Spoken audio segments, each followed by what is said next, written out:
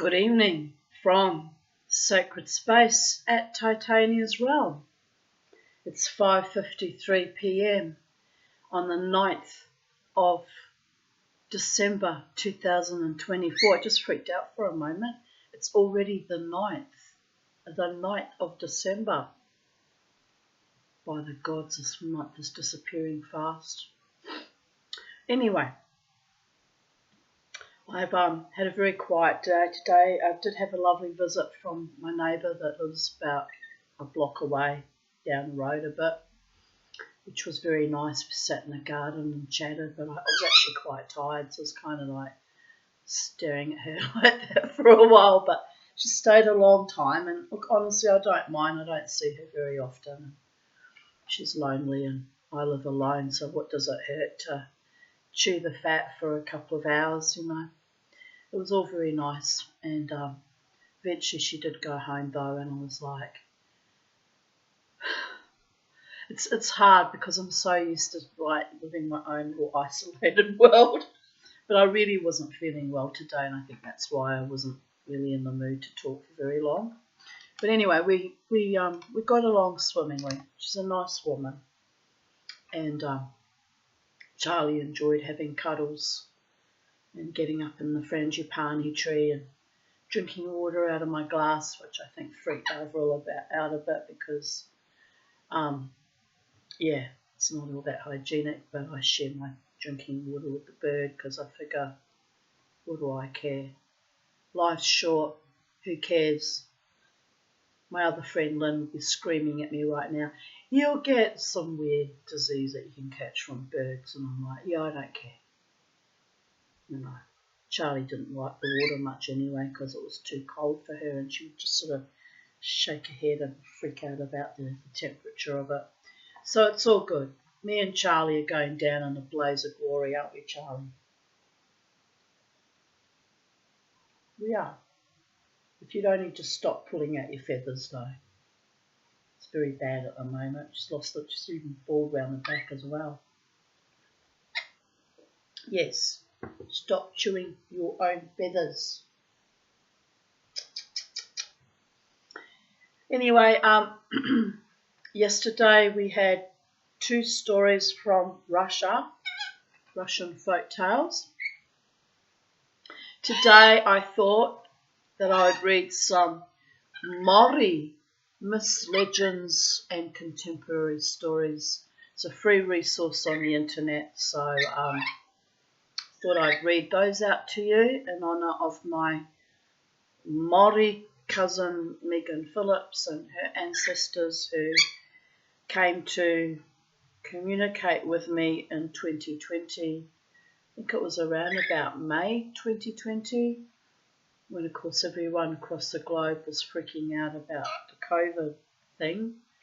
I was getting messages from spirits in ancient Maori and not understanding a word they were saying, and it wasn't until I contacted my cousin in New Zealand, said have these people talking to me, and never actually had spirits communicate with me verbally before like this. It's freaking me the hell out, and it's in a strange language I don't speak, but I've identified it as Maori. And then when I was trying to get her to help translate some of the words, she explained to me that it was old Maori and a lot of the words weren't used anymore.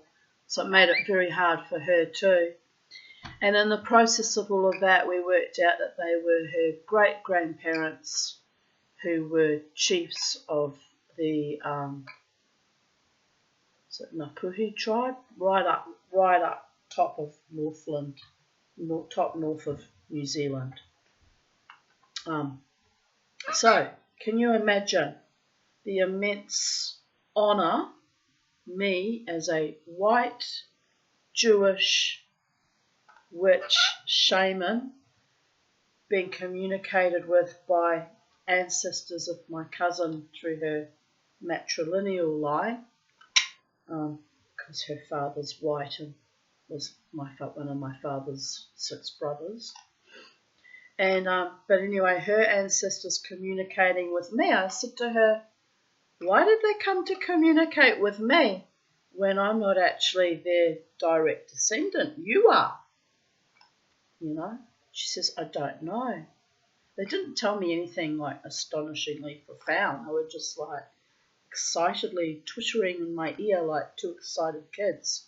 Anyway, they stayed like that. They came to me quite often during the course of 2020, and they'd sometimes pop in 2021. I think the last time I heard from them was 2022, maybe last year.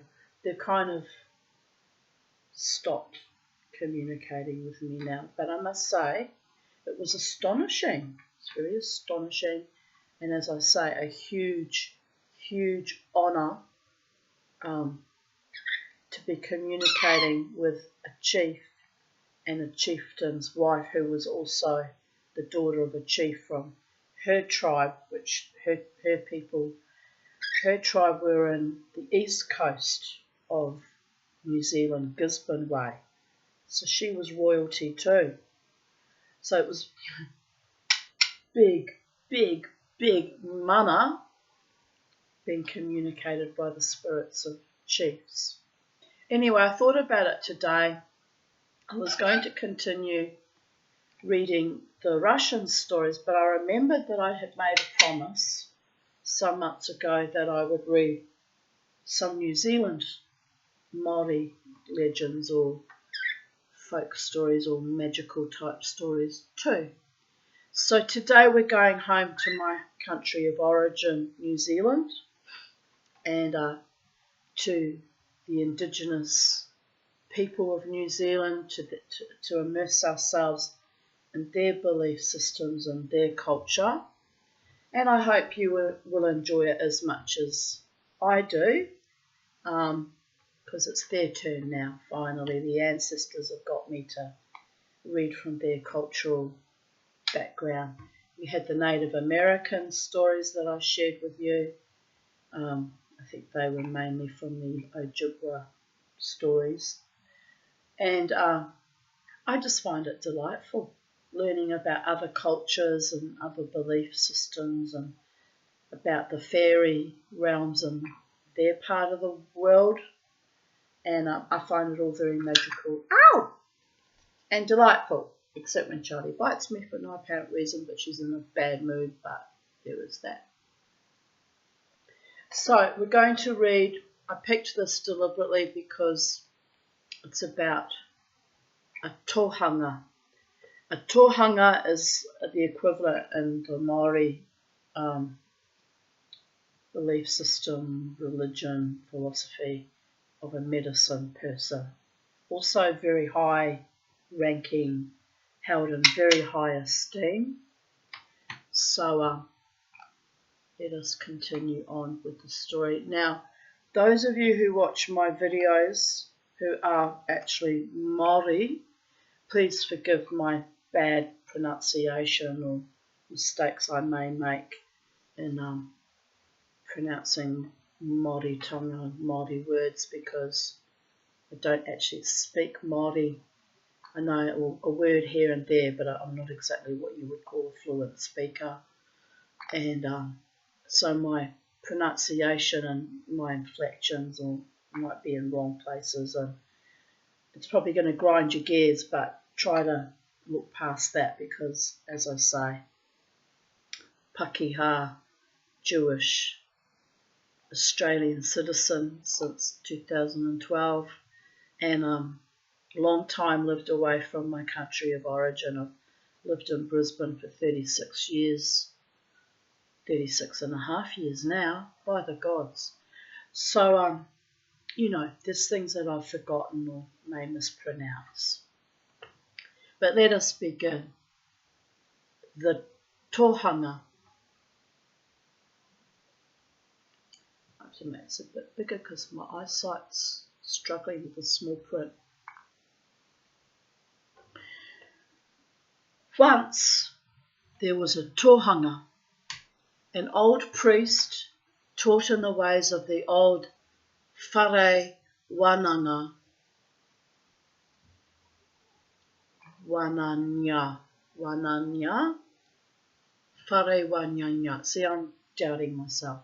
As I said, it's a cultural problem that I don't speak your language fluently. Been away too long. His house sat amongst the native bush, which blanketed the hills, rising high above a small seaside village. Sounds a bit like Island Bay, where I come from, actually, that description. Maybe it is, for all we know.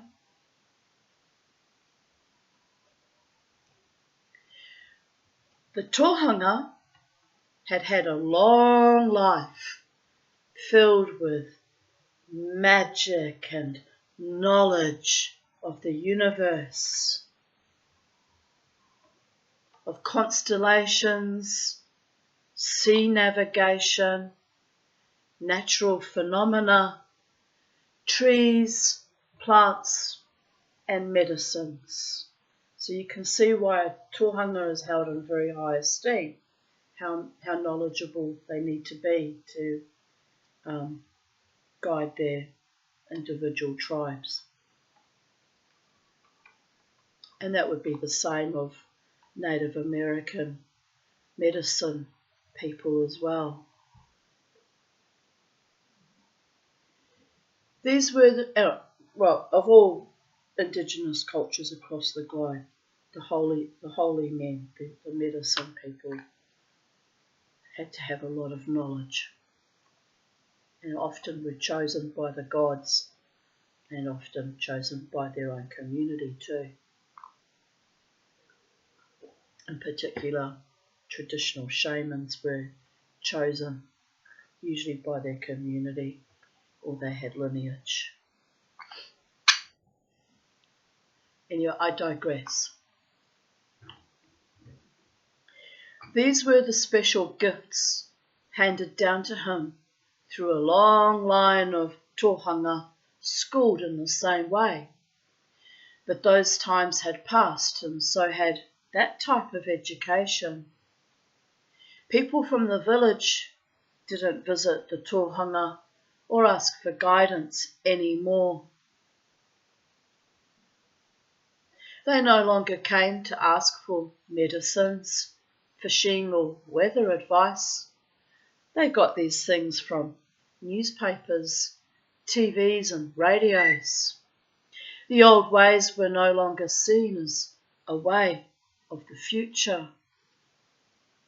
And now we need them more than ever, people of Earth, especially in the post-COVIDian epoch, rebuilding from ground zero.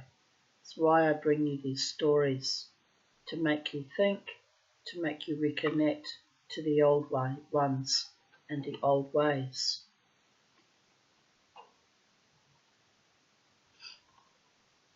And so, in the years that followed, the changes to the small community continued to progress. A new shop was opened, new roads were built, making access easier than it had ever been before, and the local school had begun construction on a new school hall. The Tohunga continued to practice in the old ways he'd been taught, and to listen to the dreams he knew were messages of guidance from his ancestors.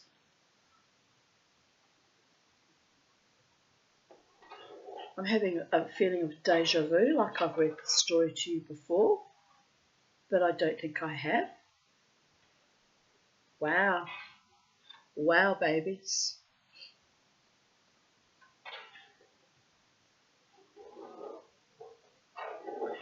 Sometimes the Tohunga came down to the village to get fish or to visit the new shop where he could buy the things he needed. He was always welcomed by the parents and older people of the community who knew who he was, but the children of the village had no idea. Some of the children laughed at the way the old man walked and muttered to himself. They made up a game they called Old Man Roriori. Rory, and chased each other with their arms outstretched. One morning, Turi, a young boy, was playing the Rory game, with his cousins outside the shop.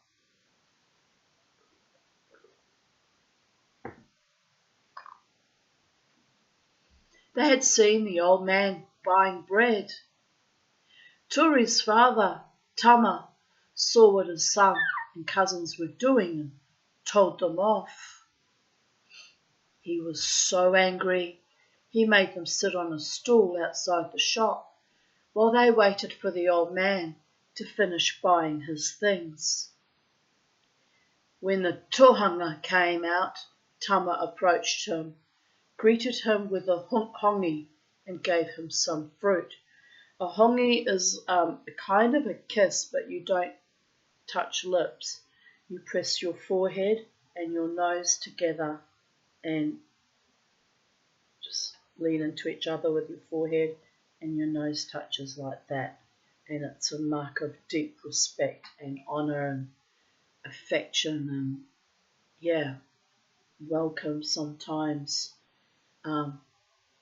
It's the traditional way of greeting. And gave him some fruit. The Tohunga nodded and smiled, then turned to the boys seated in front of him. He raised his hand in front of the boys, his fingers wide spread, and muttered to himself. Then he turned back towards the way he had come. The children sat in silence. "What was he doing?" asked Turi. "He was putting a spell on us," said one of his cousins. They looked at each other, wide-eyed, checking themselves to see if anything had changed. Tama sat down beside them. The last person you want to piss off, by the way, is a tohunga or a medicine man or woman. Just saying, have their own power. It's kind of a magical thing, but it comes from also their immense knowledge and how life really is and how our earth works and how our bodies work, and probably a lot of it's done by just the merest suggestion too. But it's not wise to disrespect anyone, ever. You don't know who you're talking to. There's no need to be rude, people of Earth, especially if we older ones.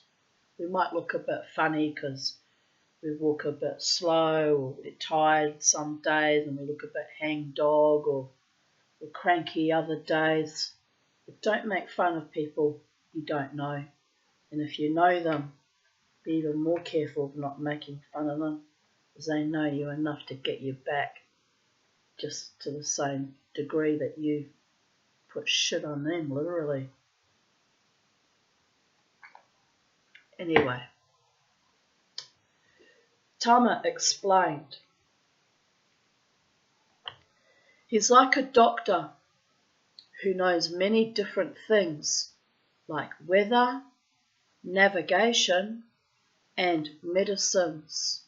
Navigation was a thing the Māori people excelled at. They came out from a place called Hawaiki, which we think was somewhere in Hawaii, and they navigated across the Pacific Ocean on canoes, long or fairly largish canoes, but they did it by the stars and came to New Zealand in that way. Very clever people who can navigate by the stars, which is pretty much a lost art these days. I mean, we have satellites and we have, GPS, and there's all sorts of things they have out in the open seas now to assist with navigation. But the real sailors, like the Viking of the Norse and the Maori and other peoples, the Phoenicians, going back into ancient times, could navigate by the stars alone. Have you ever tried that, people of Earth, to navigate where you are at any given moment in time? You need a lot of knowledge.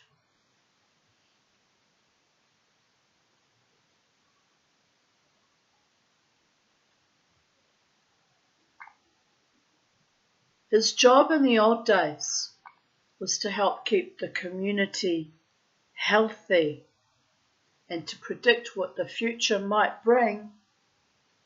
His powers are beyond anything we could imagine because they're gifted by the gods, and he's in constant communication to higher beings, angels, gods, higher vibrational entities that bring the knowledge down to him, and then he has the wisdom and the ability to then channel it through appropriately to the appropriate people in the tribe that need to act on that knowledge. The children had a look of guilt and amazement on their faces. "Do you think he would be angry at us?" Turi asked his father. "I don't think so," his father replied.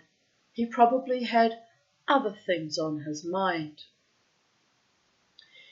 "He could predict what the lotto numbers are," one of the girls added.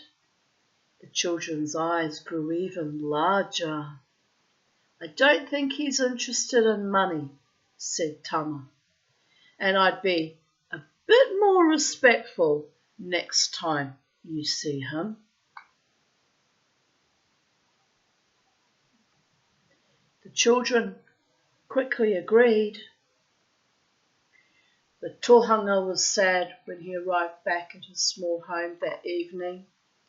The only highlight for the day had been a hongi with a young man he didn't recognise, and the faces of young children he knew were the future. Thoughts of the future brought with them a sadness the Tohunga had tried to avoid. It was coming close to the time of Matariki, when celebrations in the past had been a huge event. But those times had passed. People didn't celebrate the New Year anymore, not the Maori New Year. The Tohunga felt tired and alone. He thought about his friends and relations who had passed on. He thought about his childhood and the teachings of the old people. He then realised that his sadness came from the knowledge that these teachings would die with him.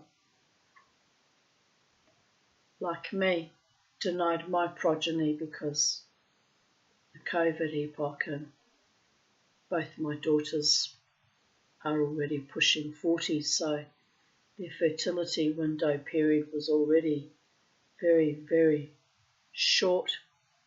And then after the bioengineering, I doubt they'll have any fertility left. I could be being negative though, if one of them acts very quick and finds a wonderful man with very, very mobile sperm and is vigorous and virile and into them. It could happen, but I've despaired of it. I've despaired of it for quite some years now. So my progeny had denied me as far as I can tell, and been very upset and bitter about that, as you can imagine.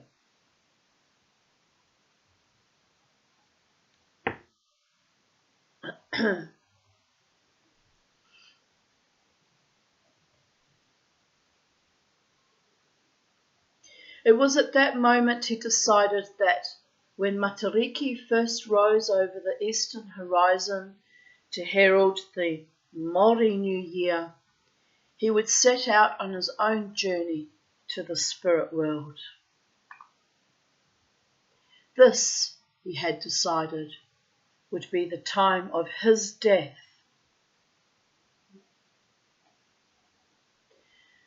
Over the following weeks, the Tohunga walked the track that led from his small house to a place that he often visited.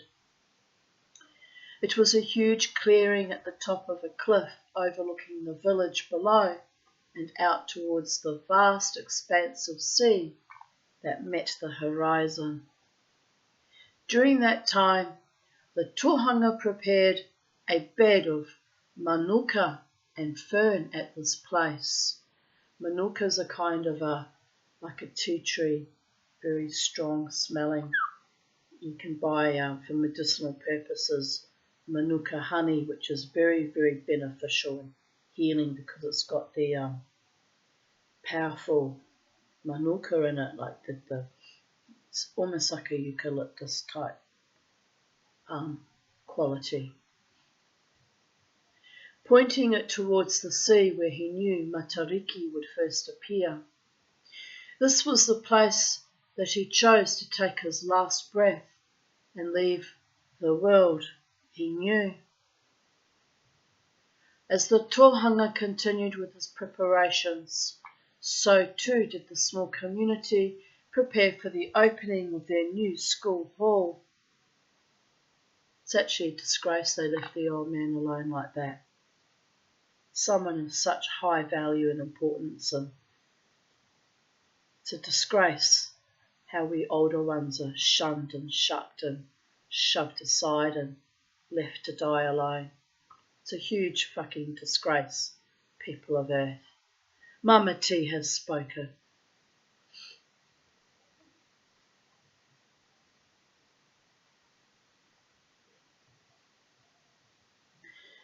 As the Tohunga continued with his preparations, so too did the small community prepare for the opening of their new school hall. Tori was one of the leaders of the Kapahaka group, which would be performing on the day of the opening. Finally, the week of the opening arrived, which was also the week that Matariki was expected to rise. The Tohunga was ready, and so too were the community. The Tohunga was happy in the remaining days he had, preparing for his journey. But one night he had a dream, not of the new life he was expecting, but of a taniwha, a huge reptilian creature that rumbled and turned in the ground, kind of like a dragon.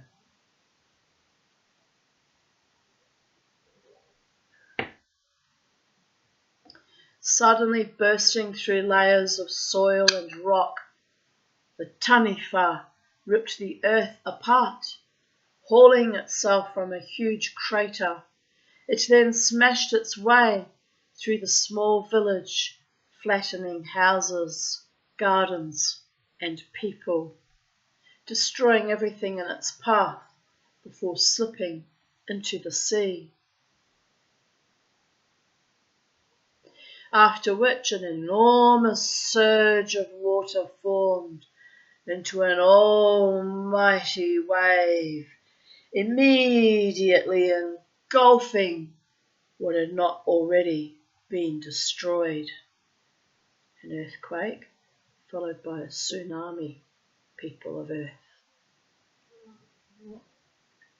The people that hadn't run for the hills were washed out to sea and drowned, all except one young boy who stood on the Tohunga's bed of manuka, with his arms held out in front of him, his fists clenched.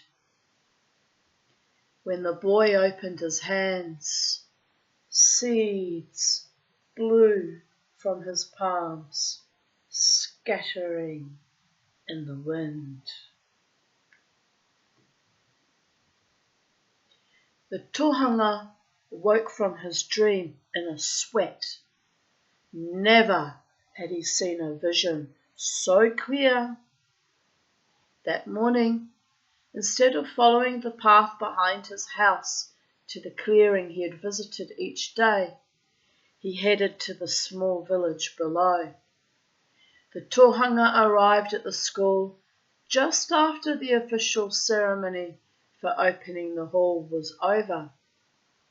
He walked straight onto the stage while everyone was still having a cup of tea. We like to drink tea in New Zealand. It's a very common thing, very usual thing to be doing. You people need to leave here quickly. Your houses will be flattened. Many people will die, he stated into the microphone. The crowd of people fell silent. Some of the smaller children hid behind their parents. Some people laughed to themselves. Others turned their backs, trying not to pay attention. The principal walked onto the stage and tried to help the Tohunga away, but he refused to budge. Go while you still have time, were the last words the Tohunga managed before the principal helped him from the stage. The principal tried to offer the old man a cup of tea, but he wasn't interested. Instead, he walked out of the hall and away. Tori caught up with the Tohunga before he got to the school gates. Why did you say that? Tori asked. The old man was not in the mood for answering, but when he turned to see who was addressing him, he recognized Tori from his dream. You tell them, he said, make them understand while they still have time. They won't listen to me, Tori complained. Find the strength, but I don't know how. Tori's complaints fell on deaf ears because the Tohunga had already turned back towards the hills. Tori returned to the hall to lead the kapahaka group in the festivities that followed. No one mentioned the old man, preferring instead to pretend that nothing happened. But Tori could think of nothing else. After the kapahaka performance was over and the crowd had applauded, Tori walked to the front of the stage. People used to listen to that old man. He was respected once, Tori said into the microphone. People talked amongst themselves, but Tori continued. We should listen to him. He was warning us of something. Tori didn't stay for the rest of the celebrations. Instead, he went home. That night, Tama sat on the edge of Tori's bed and talked to him. I was proud of you today. It takes a lot of courage to stick up for someone, to say what you think. But it didn't mean anything. No one listened to him or to me, Tori said. Well, actually people did hear something. We talked about the old man afterwards. You were right. He was a well-respected man in the old days. Do you think he's crazy? That's what people said to me. I don't think so. Maybe confused. Anyway, we decided, since we had so much food left over, that we'd take a picnic up the hill tomorrow to share with him. What do you think? Tori was happy. He lay back in his bed, looking forward to the next day.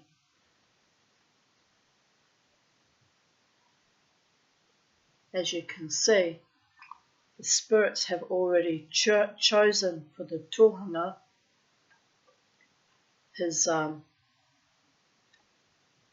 The future Tohunga of the tribe has already been chosen.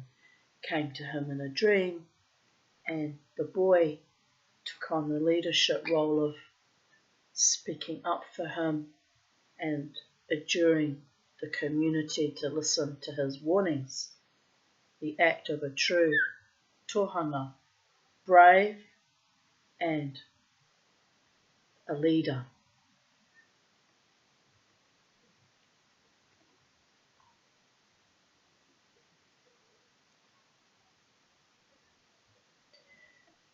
The Tohunga could only smile at the children as they played in the long grass, and at the parents as they talked and laughed.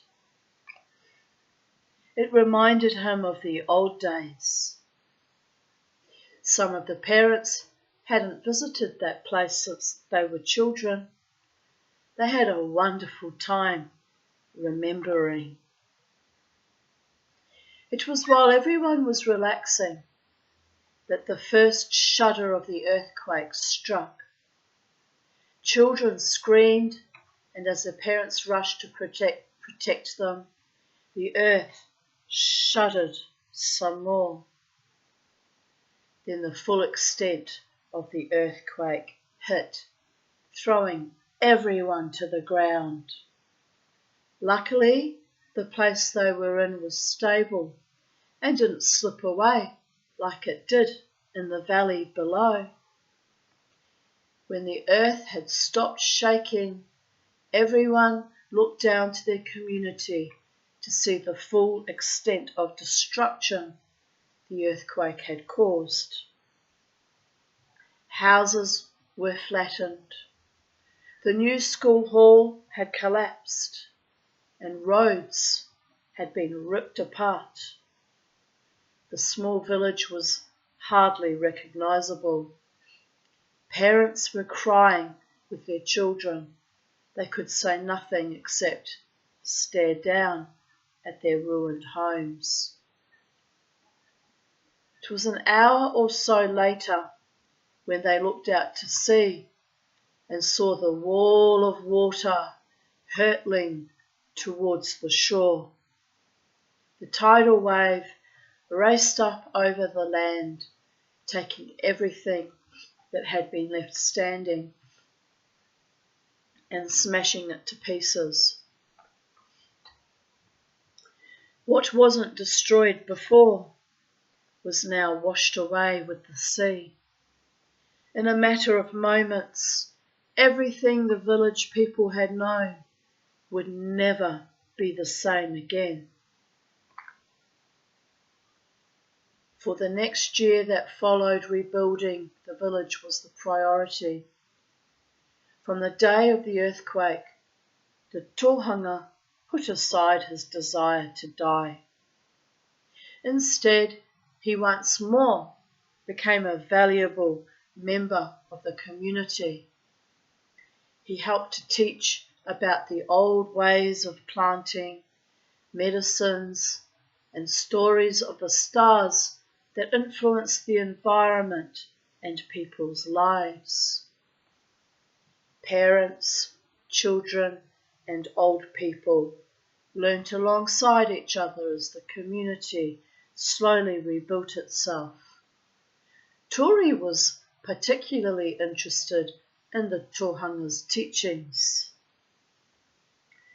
and spent many hours listening and learning from the old man. After 2 years had passed, the people of the village celebrated and honoured the old man for the many gifts he had shared with them. The Tohunga felt that the past had once more connected to the present and so to the future. He also felt an overwhelming sense of happiness and accomplishment in his heart. A while later, The Tohunga had a dream of the people he'd known as a child, and he knew it was time to once more prepare himself for his journey. The Tohunga made his bed of manuka and fern at the top of the cliff, and when the stars of Matariki first rose in the morning sky, he departed for a new life in the world of the spirit.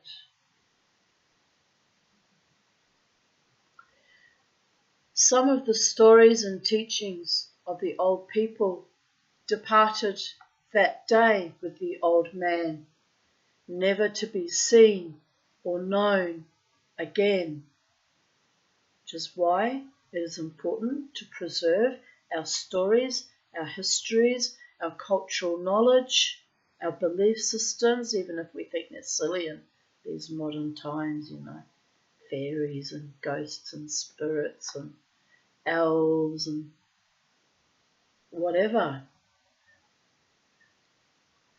Everything belongs in this cosmos. Everything. You and me, Charlie, everything, everything, everything. Keep the old stories alive. Teach it to your children. Keep as much of it alive as we can. Doesn't matter if it seems silly, bizarre, ridiculous. Just you never know one day what that old knowledge might help you with, like the old man's dream, seeing the tidal wave and the earthquake.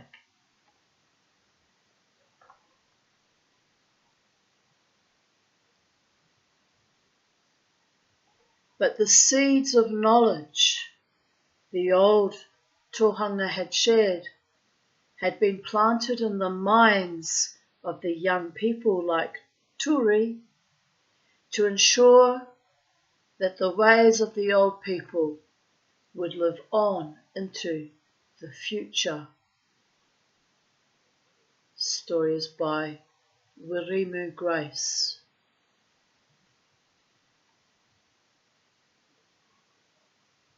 Right, I think we have time for another one. Let me find another one.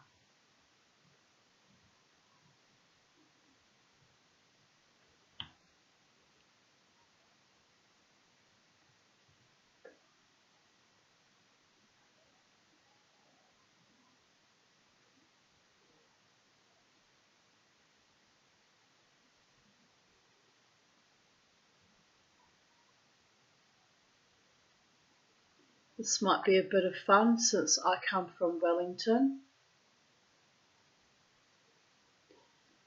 Nyake and Whotaitai, the taniwha of Wellington Harbour.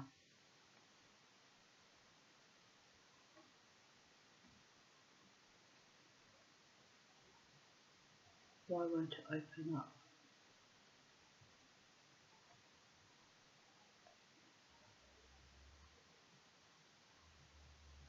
Right, here we are.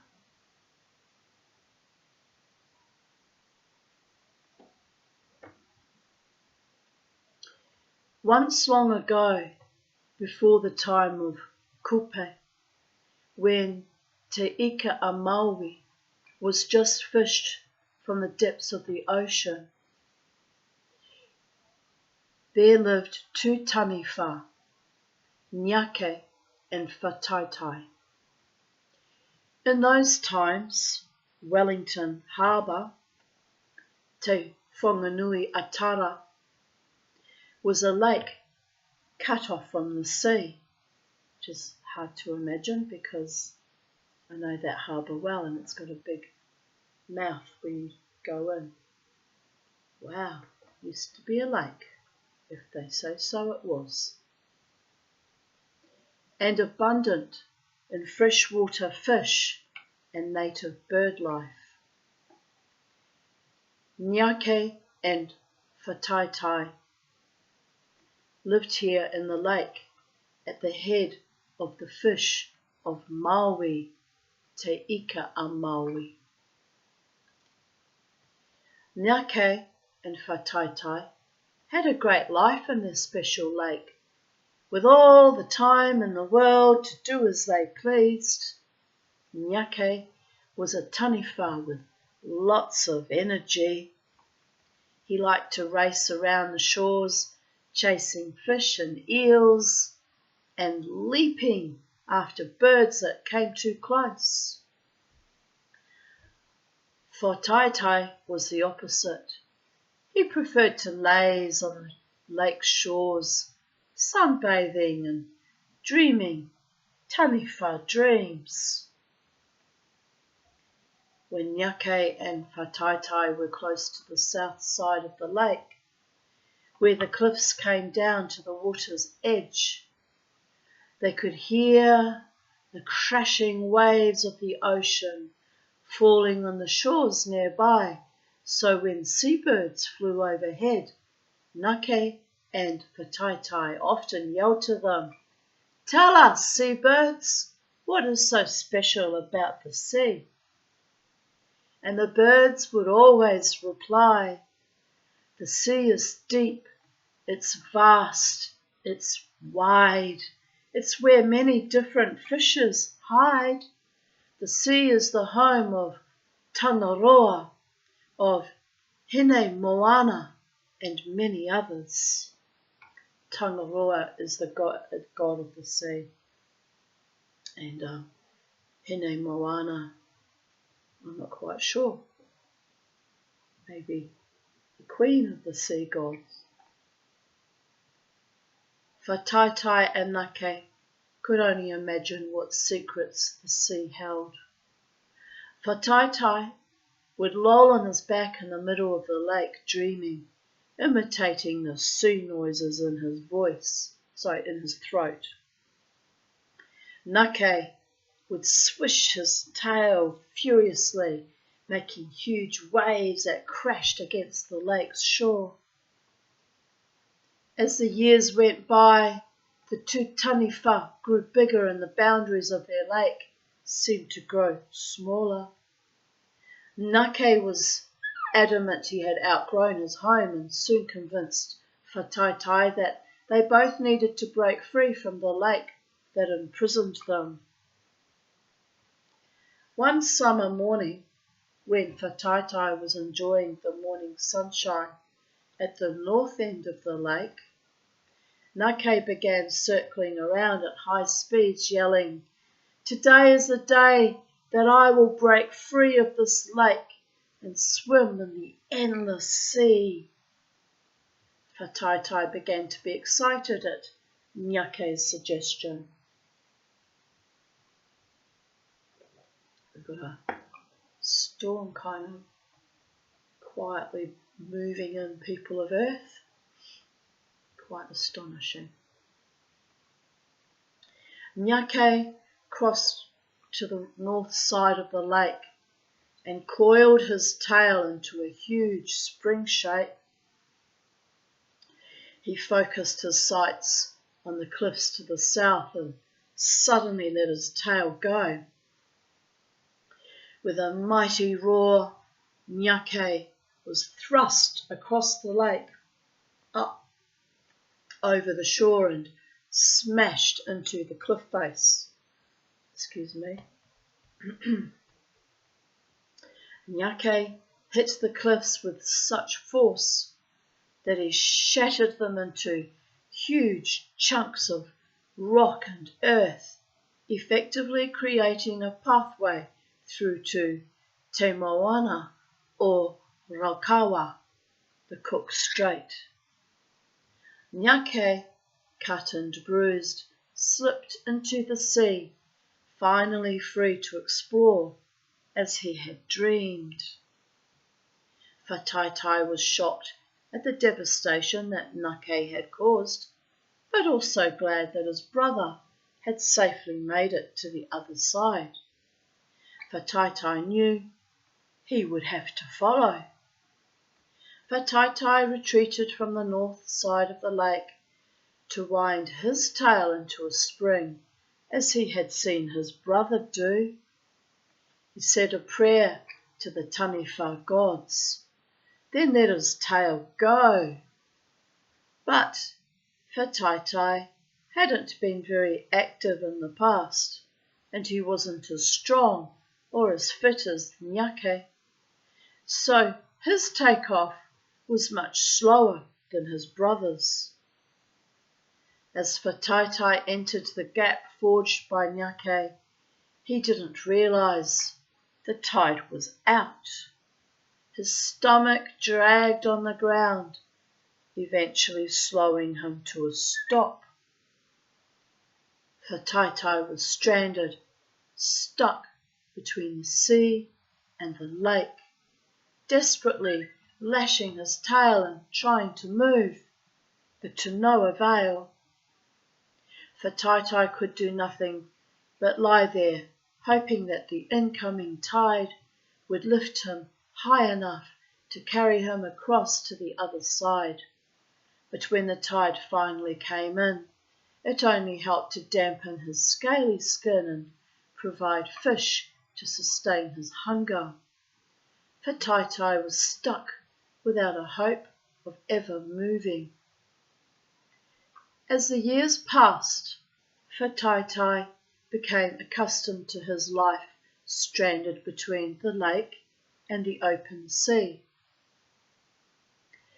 The tides would come and go, providing him with food and keeping his skin healthy and moist.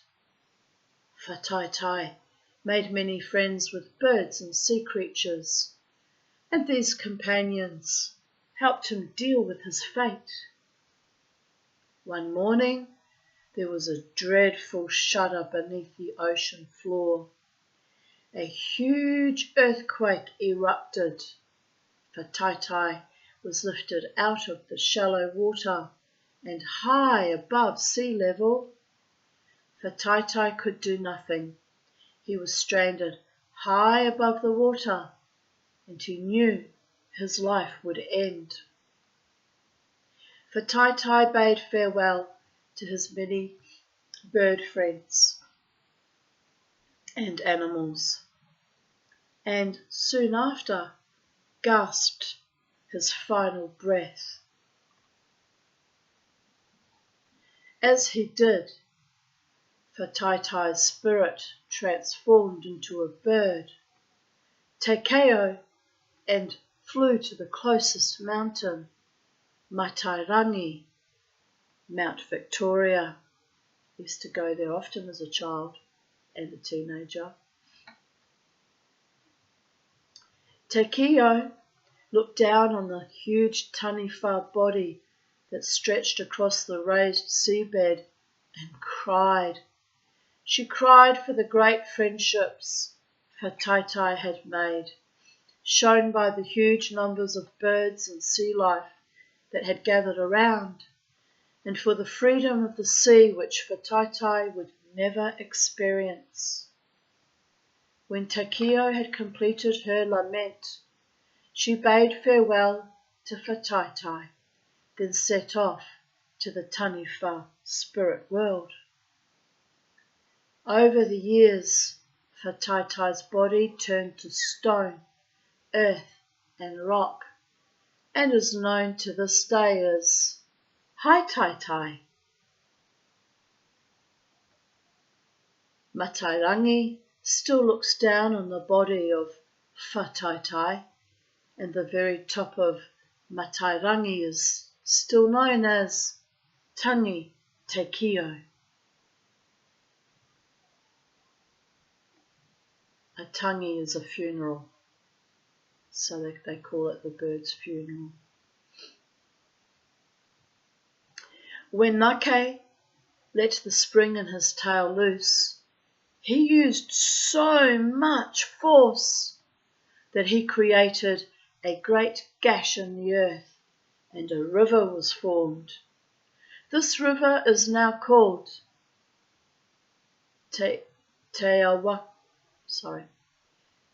Te Wakairangi, or the Hutt River.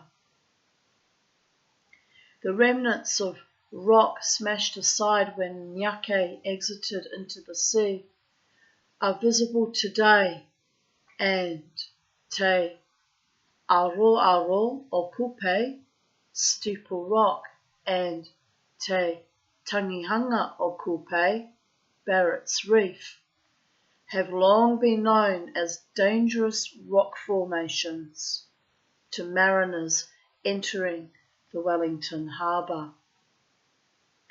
Although Nyake was never seen again, it is still believed that he resides in the turbulent waters of the Te Moana Orakawa, Cook Strait. They are turbulent waters indeed. I used to live right across the road from the Cook Strait. Bitter cold southerly winds and ferocious storms, one of which sank the Wahine 2 days before my 3rd birthday. And I still remember it to this day. We had very big picture windows, and the wind bowed into the windows, bowed through the window, looked like a fist was about to be pushing through the glass. That was the power of the wind. It looked like God was trying to punch his fist through the windows. And I actually remember that vividly to this very day. It was really quite shocking and amazing, because as an almost 3-year-old I didn't understand exactly the enormity of it, but my half-sister, who would have been almost 18, I was almost 3, and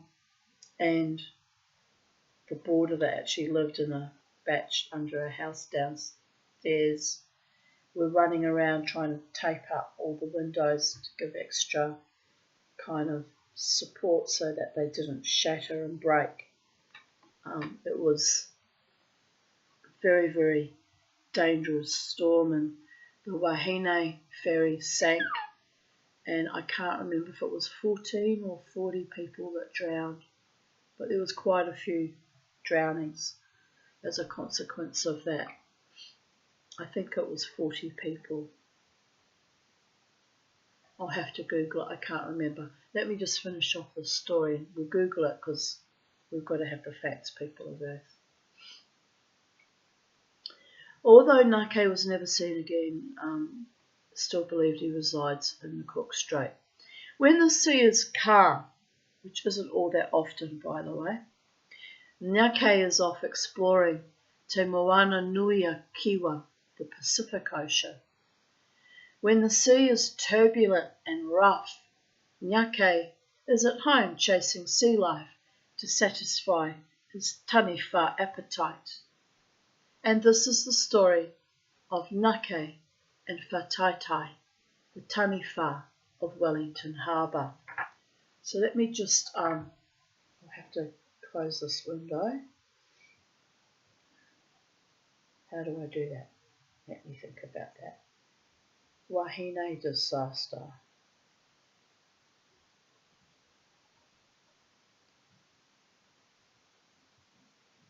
If I was almost 3, it was 1968.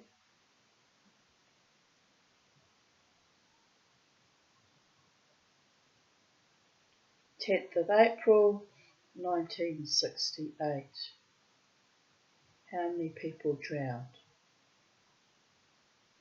Right, so I was completely wrong. 51 people lost their lives that day. Another died several weeks later, and a 53rd victim died in 1990 from injuries sustained during the sinking. So, 53 altogether, but 51 died on that very day. My mother, who was a terrible mother most of my childhood, to be honest, but in that one incident was very brave. Air Sea Rescue had blocked off the road to our home. It was all underwater. They tried to stop her from getting to our home, which, as I said, we lived across the street. There was a road between our house and the beach. That's how close to the sea we lived. And the sea was lapping at the bottom of our driveway, and it crossed, the road and was actually waist deep. And my crazy mother was very courageous that day, fought the air sea rescue further round from our house, and waded through the surf that was lapping at the bottom of all the houses, walked up our driveway. We were up high, a little bit up higher, thankfully. We would have all perished. And came up the stairs up the back of our house because it was a 2-story home. She appeared and she said to my sister, there was lots of screaming and yelling because, we're a very hysterical family at the best of times. And my sister said, "How'd you get here, Mum?" She said, I had to fight emergency services or air sea rescue. I had to fight them like a demon. I said, my children are there alone. If they're going to drown, I want to be with them. I want to be with my family. So they actually let her through, surprisingly. And mind you, my mother was very fearsome, and she had her blood was up. And anyway, so she literally waded through waters to get to us. And I remember, couldn't quite work it out how that was going to be beneficial to anyone. If we were all going to drown, we were going to drown together. But anyway, I sort of thought about that probably when I was older, when they were relating the story to me. But it was actually very brave of my mother. I mean, you've got to give credit where it's due. It was very rare that she went in to protect her mode. She was actually very neglectful, and, well, the stories from my childhood that I speak about with quite some rancour and bitterness. But anyway, on that day she was a hero. And she actually said, "Where's your father?" And, "Well, where's David?" And my sister said, "Haven't heard from him." He, the coward, my father David, didn't bother to come back from work to try and protect any of us. He just stayed out of it, rode the storm out at work. This is why my mother once said to me, "You're the only man in this family, Tanya," because in a crisis I go into Viking berserker mode and I become very, very masculine indeed, and quick thinking, make all the decisions. Often the men in the family are all losing their shit and I'm the one going, no, this has to be done. And I kind of get that attribute, I think, from my mother's kind of courage too, under extreme situations. We can become a little bit superhuman. It's odd. It's odd that we're like that. But anyway, there you go. 51 people died. And the wind speed in that Wahine storm was measured at 144 kilometres per hour.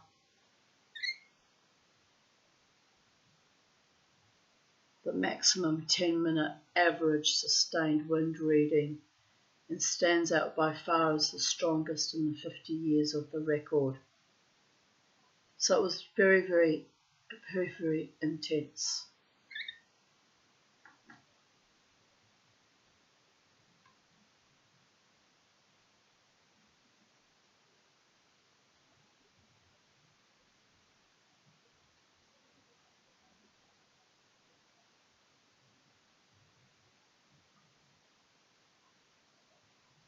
So there you have it.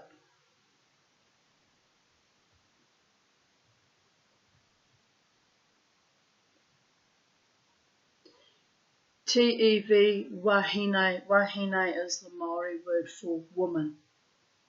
Was a twin screw, turbo electric, roll on, roll off passenger ferry. Means cars could drive into the back of it. Ordered in 1964, the vessel was built by the Fairfield Shipbuilding and Engineering Company in Govan, Glasgow, Scotland, for the Union Steamship Company's Wellington to Lyttelton Steamer Express service in New Zealand.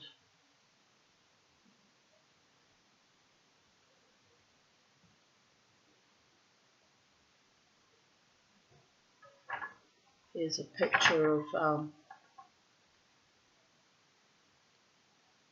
what she looked like when she was still seagoing and healthy and relatively young. And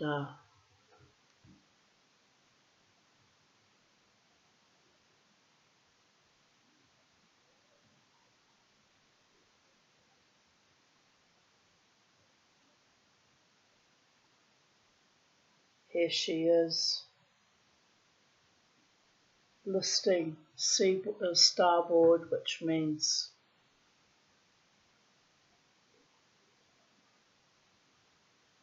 to the right. Is it port left? Or I think port's left. Yeah, she's listing at Barrett Reef. Why is that? Why is that all murky? There we go. Here she is. So anyway,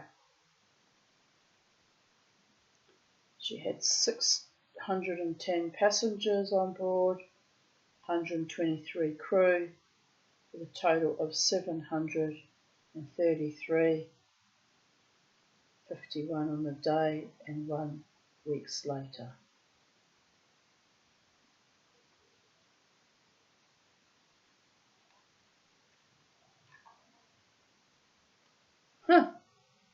Well, here's a kicker. My mother's name is Gisela, and the cyclone that caused that storm, let me just read this, it's quite interesting, I didn't know this. In the early morning of Wednesday, 10th of April, 2 violent storms merged over Wellington, creating a single extratropical cyclone that was the worst recorded in New Zealand's history. Cyclone Giselle, which is the French version of Gisela. It was supposed to be my third name, but my father forgot it to put it on the birth certificate. But it's okay, I don't really want to be named for my mother anyway. But Cyclone Giselle was heading south after causing much damage in the north of the North Island. It hit Wellington at the same time as another storm that had driven up the west coast of the South Island from Antarctica. The winds in Wellington were the strongest ever recorded there. At one point the wind reached 275 kilometres per hour, and in one Wellington suburb the wind ripped off the roofs of 98 houses, which were all the houses above us. We were at the base of a cliff, and all the brand new houses built above us on top of the cliff all lost their roofs. So that they're actually talking there about my suburb, Island Bay. 3 ambulances and a truck were blown onto their sides when they tried to go into the area to rescue injured people. As the storms hit Wellington Harbour, Wahine was making her way out of Cook Strait on the last leg of her journey. Although there had been weather warnings when she set out from Lyttelton, there was no indication that the storms would be severe or any worse than those often experienced by vessels crossing Cook Strait. As I said, it's very rough waters, especially in winter. Anyway, I won't go on reading and bore you with the whole story about it, but if you want to look it up, it's the Wahine disaster, 10th of April 1968. You can read it for yourself at your own leisure if you're so interested.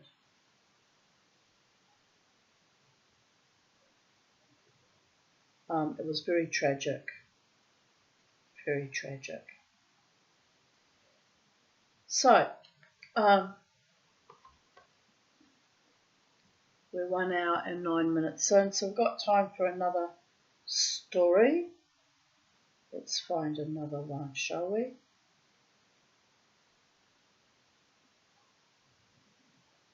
Because we referenced Maui and the giant fish, which is actually the North Island of New Zealand, I'll read that story so it gives you an idea of the legends and what they were referencing there. Maui and the giant fish. Maui dreamed of the day that he could go fishing with his older brothers.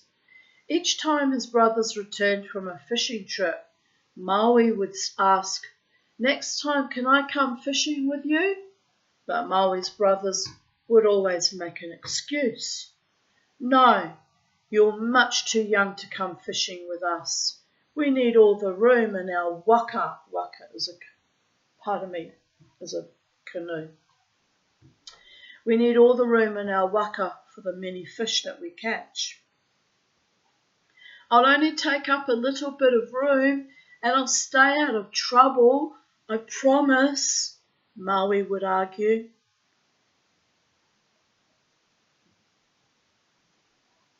"What are you doing, Charlie? You need to go to bed." The eldest brother would reply, "You're so skinny, we might mistake you for some bait and throw you overboard for the fish to eat." Maui would get angry. "I'll teach them," he'd say to himself. "I'll prove how good I am." Secretly, Maui hatched a plan to prove he was a great fisherman. One night, when Maui was alone, he began weaving a strong fishing line from flax. As he wove, he recited an old karakia to give his fishing line strength. When he was finished, Maui took a jawbone, which his ancestor Muriranga Whenua had given him, and bound it securely to the line. Early the next morning, Maui took his fishing line and secreted himself in the hull of his brother's canoe. When Maui's brothers pulled the canoe into the sea, they noticed something a little different. "The canoe is much heavier this morning. Are you sure you're helping?" said one. "I think you've been eating too much kumara," said another. Kumara is sweet potato. "Stop your bickering and get on with it," said the eldest brother. None of the brothers noticed Maui hiding in the hull. When Maui heard his brothers drop the anchor, he knew they were too far from land to return. Maui revealed himself to his brothers' surprise. What are you doing here? You tricked us. No wonder we have not caught one single fish." The brothers were angry with Maui, but Maui spoke up. "I have come to fish because Muriranga Whenua said I would be a great fisherman. Let your lines down as I say my karakia, and you'll catch more fish than you ever have." Maui began his karakia, which I'm assuming is a song or a chant. The brothers threw their lines into the water and instantly began catching fish. One after another, they pulled their fish into the waka. In no time, the waka was full and the brothers were delighted with their catch. "We're the best fishermen ever," the brothers congratulated each other. "Now it is my turn to fish," said Maui. The brothers laughed when Maui pulled his fishing line from his bag. "Ha! You'll be lucky to catch a piece of seaweed with that, or maybe a piece of driftwood to float home on." The brothers couldn't contain their laughter. Maui didn't listen. Instead, he recited his karakia and readied his line. "Can you give me some bait for my hook?" Maui asked his brothers. But the brothers only laughed harder. So Maui clenched his fist and hit himself hard on the nose. His nose bled, and Maui covered his hook with his own blood. Maui then stood at the front of the canoe and whirled his line above his head as he recited his karakia. He spun his line out to sea. The line sunk deep to the ocean floor, down into the depths of the domain of Tangaroa, the god of the sea. And instantly the hook was taken. Maui's line went suddenly taut. The brothers stopped their laughing and held tightly to the side of the waka as they began to speed across the ocean. "Cut the line," a brother called, clearly quaking in his seat. "We'll all be drowned," said another. "Please, Maui, cut the line."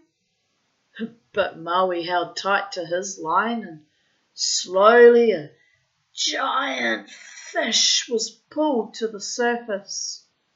The brothers huddled in the waka, shivering with fright.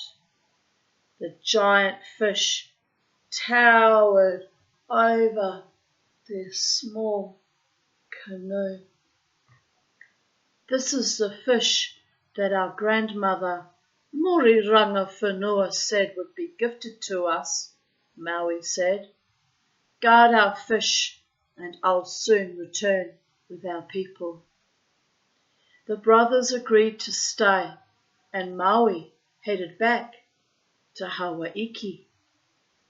However, as soon as Maui had gone, the brothers began chopping greedily at the huge fish, claiming huge pieces of it as their own. When Maui returned, his people were amazed to see the giant fish. "Maui is the best fisherman ever," they marvelled.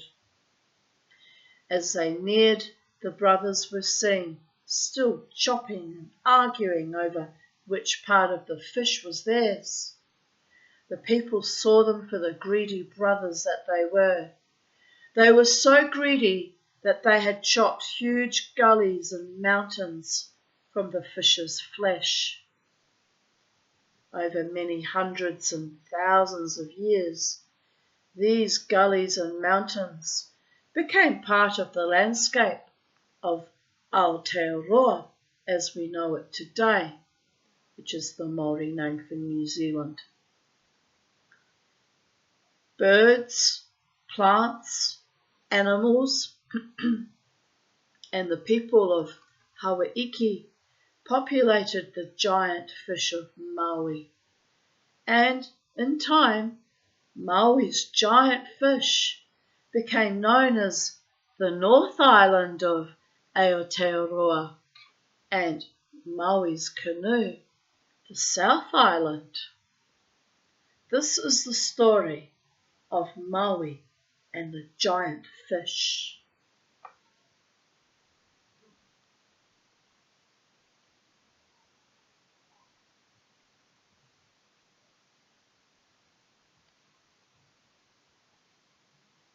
I think I'll read one more.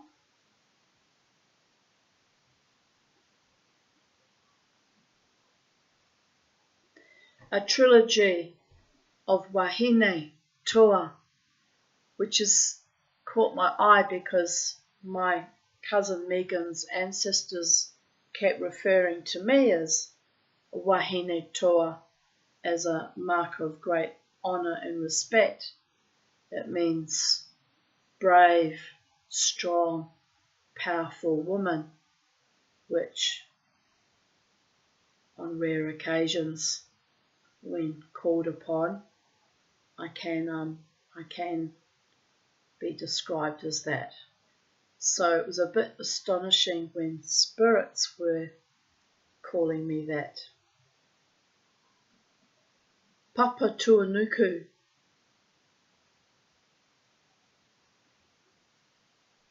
which I think is the name for Mother Earth.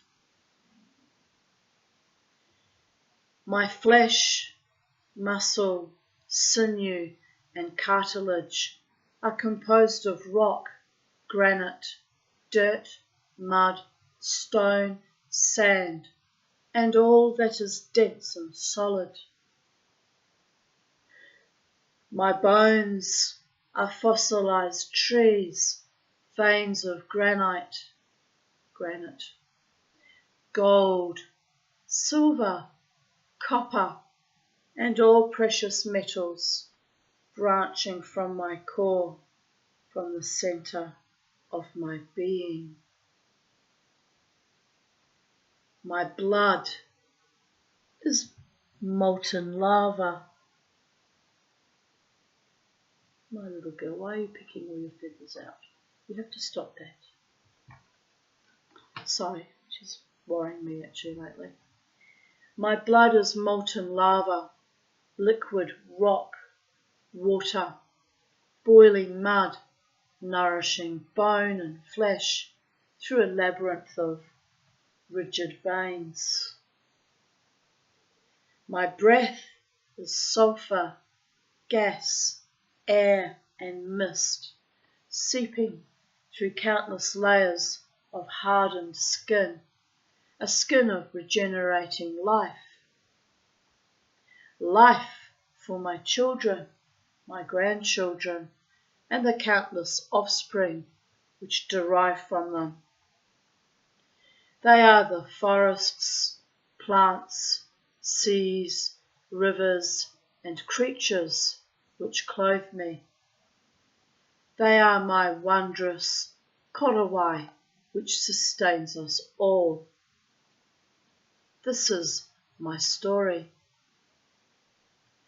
My newborn, Ruamoko, suckles at my breast, kicks and plays as any child, causing my belly to rumble, my body to shudder, and my children to be wary. Ruamoko stayed with me when I was separated from Ranginui, Skyfather, when we chose to allow light to come between us. It was the right time for us to grow apart, my husband and I. It was also the right time for our children to grow and understand the responsibilities of becoming all they possibly could.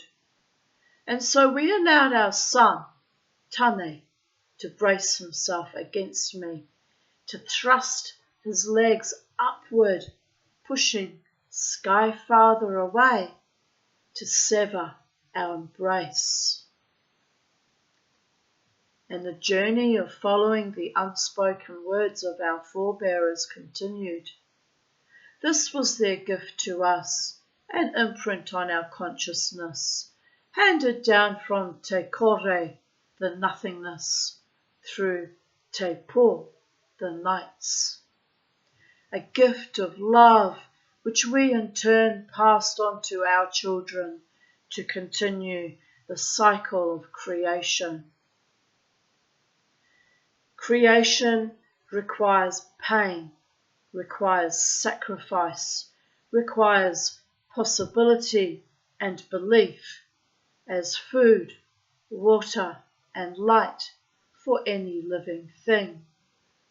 Our separation was a time of inward turning, a time of discovery, a time of power, a time of regenerating energy, a time of change. My korowai, which cloaked my body in the past, was also the foundation to receive the seed for the future. Ranginui instructed Tane, our son, to plant the seed, to weave it into the tapestry of my korowai. And as he did so, Ranginui's tears nourished the seed, so too did light give the seed food, fulfilling a promise from the past. This was the beginning of my journey as the mother of all, from whom all living things are created, to whom all will eventually return. We had allowed our children to create a space between us, a space which admitted light, light which allowed growth and the ability to stand tall. And now that our children have been free to create whatever their will desires, some have forgotten from whom they came. But I hear them calling a karanya of acknowledgement, of understanding that they will not forget. They call to celebrate a new day, to honour those who have passed to the next world. They call to acknowledge their ancestral parents, Sky Father and Earth Mother. I am Papa Tuanuku, Earth Mother.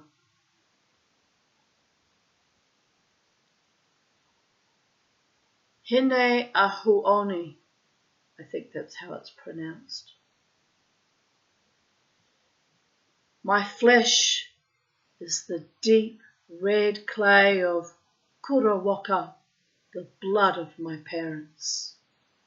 This blood is my blood, a sacrifice Ranginui and Papa Tuanuku endured so that I, the first woman, could come into being. My bones are the bones of my ancestors, gifted by my mother. My breath, the first breath of life, was mine to take, was mine to hold, was mine to release. And following the first breath was consciousness, encompassed in this newly formed body, a body filled with love, beauty, wonder, and every emotion that I, the first human vessel, could possibly contain. Blood, bone, flesh, spirit, and breath, Charlie. Tihe mori ora. Behold, I live. This is my story.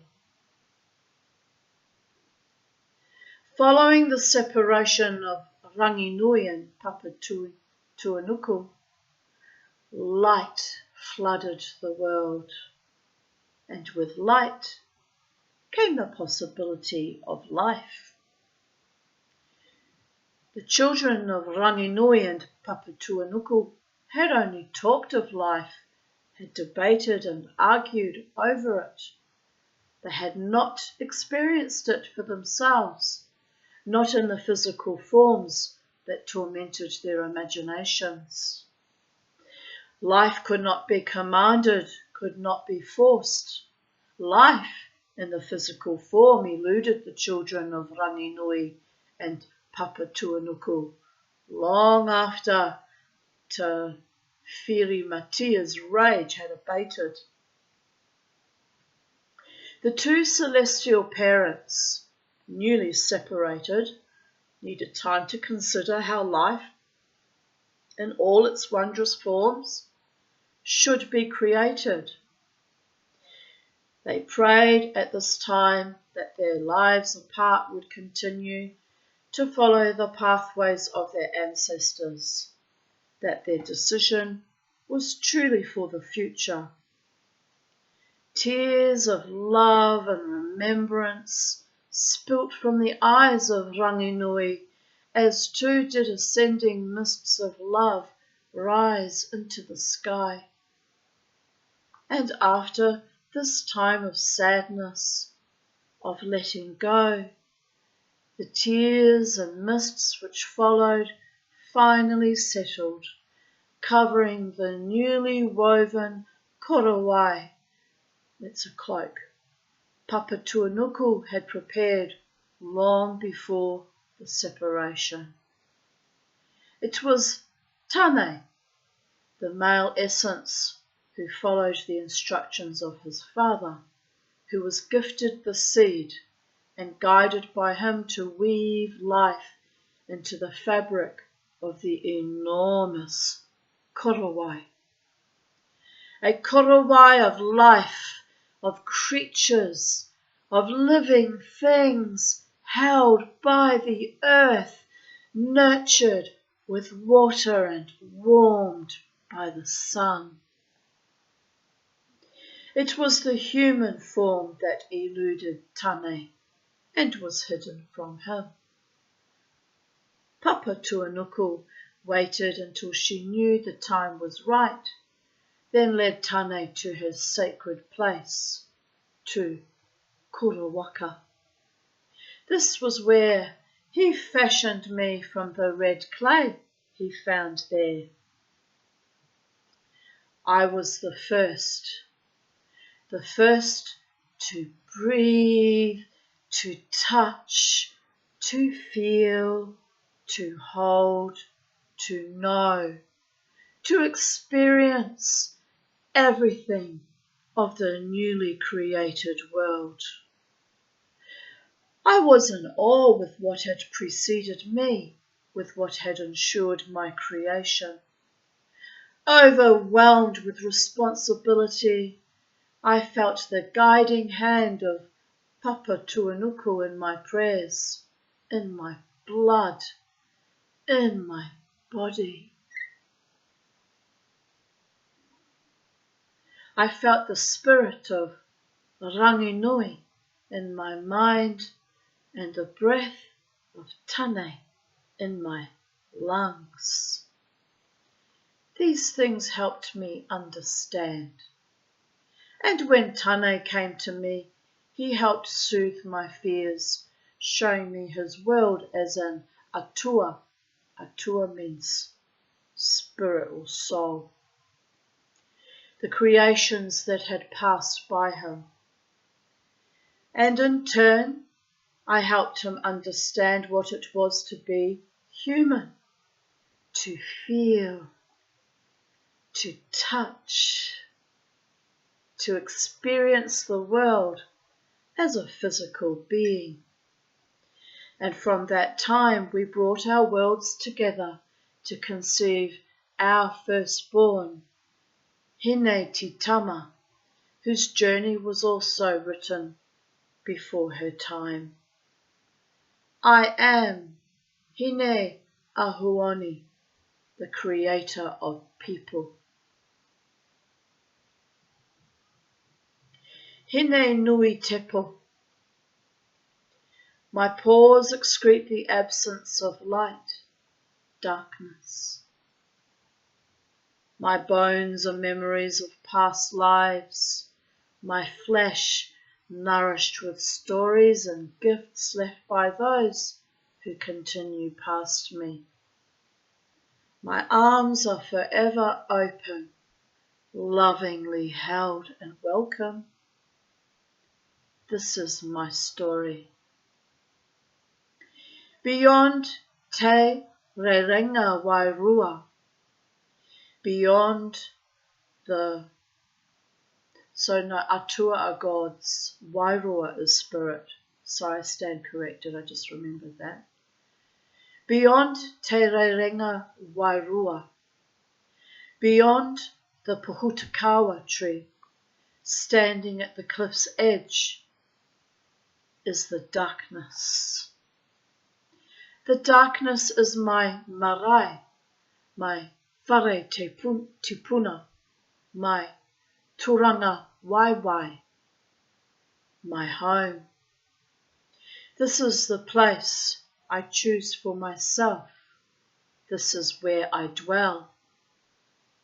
I wait for them here, the children, the grandchildren, the parents, the grandfathers and grandmothers. I wait for them to come to me. Haere mai, haere mai,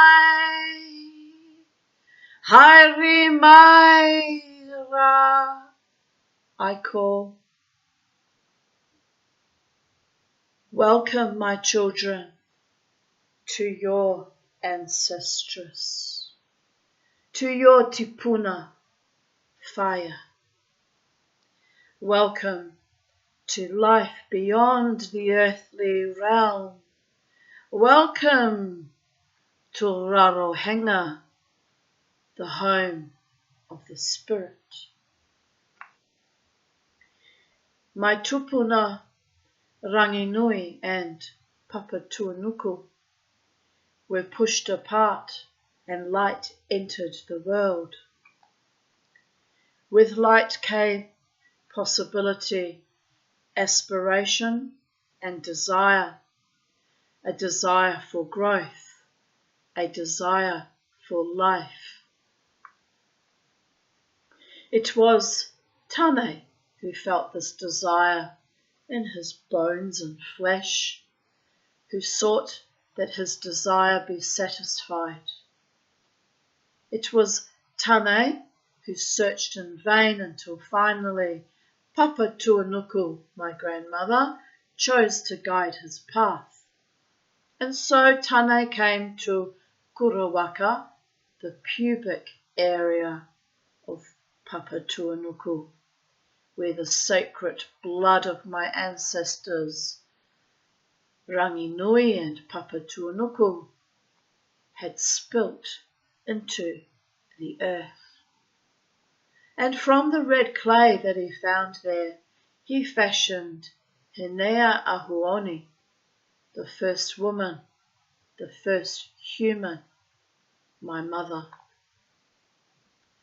I was conceived at this time when my parents joined themselves. As I grew inside my mother's womb, she sang to me the teachings of creation, gifted by my grandmother. And as a young girl, these teachings continued until I reached an age when blood became a sign of womanhood. Blood that not only shaped my mother, but also shaped me, shaped my future. And at this time, questions of my past and future troubled me, questions of my place in this newly created world, questions of who I was to be. I asked these questions of my mother, and she sent me to pose them to the carved posts of our whare. Whare is a house, usually on posts. Yeah, the traditional whare off the ground. The posts told me my father was of the spirit realm, an atua, a god. My mother of the earth, a physical being, and I, the firstborn, the mata'amua, traversed these worlds, encompassing them both. I realized as I read the carved stories that the animals, insects, plants, and all living things were also part of this wider order of things, and that my father, mother, and grandparents were the procreators, the storytellers. This was when I wondered about the pathway of the spirit and also about the physical being, these two parts of myself. I wondered about the future of my siblings, ultimately returning to Papatuanuku when their lives came to an end. I prayed to my grandmother to guide me, and a space opened up on the carved posts a space for my future to be created. And as the newly formed carvings revealed themselves, my journey became clear. This was the gift, He Taonya,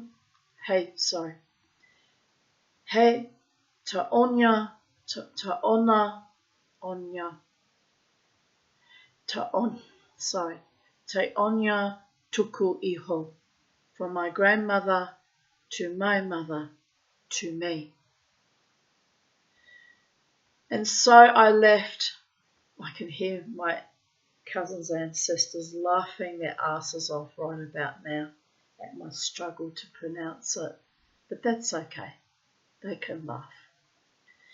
And so I left my parents and travelled to Rarohenga to receive all those who passed from the physical world to the next. Since this time, I have welcomed them to my marae, meeting place, meeting house, my whare tipuna, my turanga waiwai, to give thanks for past lives and to start anew. I am Hine Nui Tipo, guardian of the spirit. Again, these stories were handed down here by Wiremu Grace. And on that note, I'll finish for this evening. I bid you good evening from Sacred Space at Titania's Realm. And I hope you enjoyed that as much as I did. And I'll be back tomorrow, no doubt, with more stories. I'll have to decide where I'm going to, which part of this wonderful earth we will go to next, or read from which culture's stories next. But anyway, be of good cheer. Have a wonderful evening, morning, afternoon, night, day, wherever you are on planet Earth, and good night from us here at Sacred Space. Bye for now.